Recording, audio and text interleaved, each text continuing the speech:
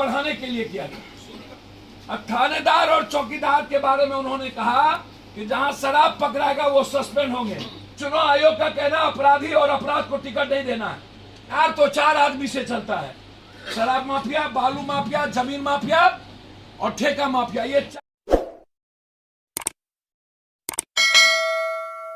Percentage को बढ़ाने के लिए किया गया।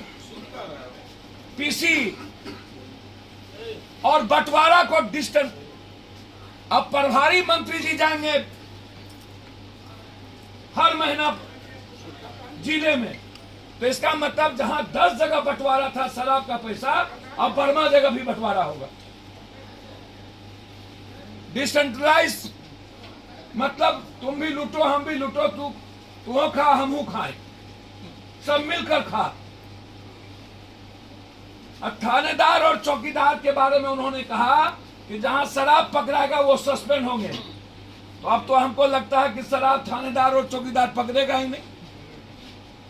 काहेगा पकड़ेगा जब सस्पेंडे होंगे वो तो देख करके, हाँ जहां मरेंगे आप वहां पर सस्पेंड करेंगे, वो भी उसको भी नहीं आने देगा लोग। तो अब तो जो चौकीदार या थानेदार कभी कभी पकड़ भी लेता था, अब तो वो जिंदगी में कभी पकड़ेगा ही नहीं। अब तो और मजे हो गया।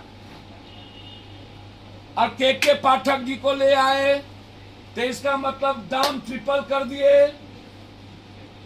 अब माफिया कहेगा अब मैं क्या करूंगा, तो बोलेगा दाम डबल। के चिराग हैं।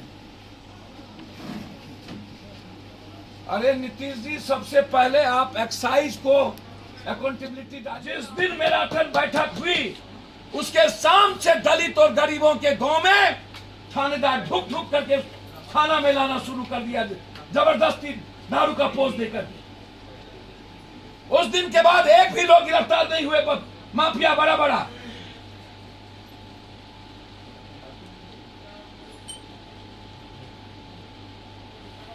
इस मैराथन बैठक से प्रभारी मंत्री का निराला हो गया, पाठक के आने से ट्रिपल हो गया माल। अब जो पकड़ता था वो नहीं पकड़ेगा।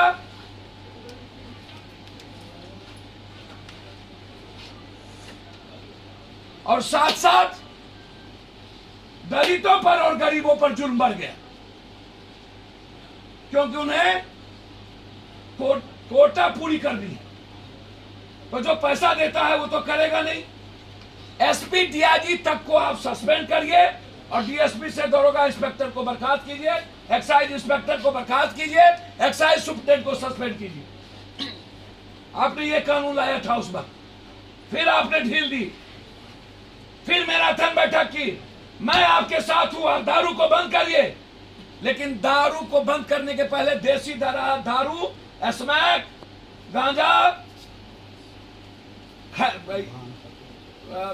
हफीम चरस नहीं, कोरेक्स। मेरा डिमांड है, हर बच्चों के हाथ में स्मैक जा चुका है। मेरा तीसरा डिमांड है, जो लोग स्मैक और दारू पीते हैं उसको चुनाव प्रक्रिया से वंचित करिए। यदि आप 2 बच्चे से ज्यादा नहीं होगा तो फिर चुनाव प्रक्रिया। यदि आप अच्छे लोगों को लाना चाहते हैं, चुनाव आयोग का कहना अपराधी और अपराध को टिकट नहीं देना है। तो बिहार तो 4 आदमी से चलता है, शराब माफिया, बालू माफिया, जमीन माफिया और ठेका माफिया। ये 4 माफियाओं के गाड़ी में, संजय जायसवाल जी के गाड़ी में विजय गुप्ता, विपक्ष के नेता के गाड़ी में सुबोध राय,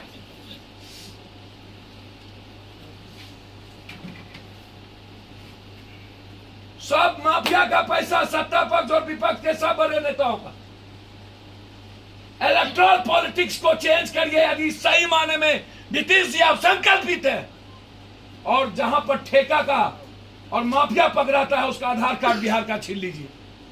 इसीलिए पप्पू यादव का जन अधिकार पार्टी का डिमांड है कि आप रायशुमारी करिए पूरे पब्लिक से। दारू पर आप किसी से, पदाधिकारी से मत पूछिए, अपने आत्मा से भी नहीं पूछिए। आप यदि पब्लिक के प्रतिनिधि हैं तो डेमोक्रेसी में पब्लिक इंपॉर्टेंट होता है। आप वोटिंग करवाइए कि पब्लिक क्या चाहती है। और जो पब्लिक चाहती है उसको आप तय करिए। ये मेरा आग्रह है नीतीश कुमार जी से।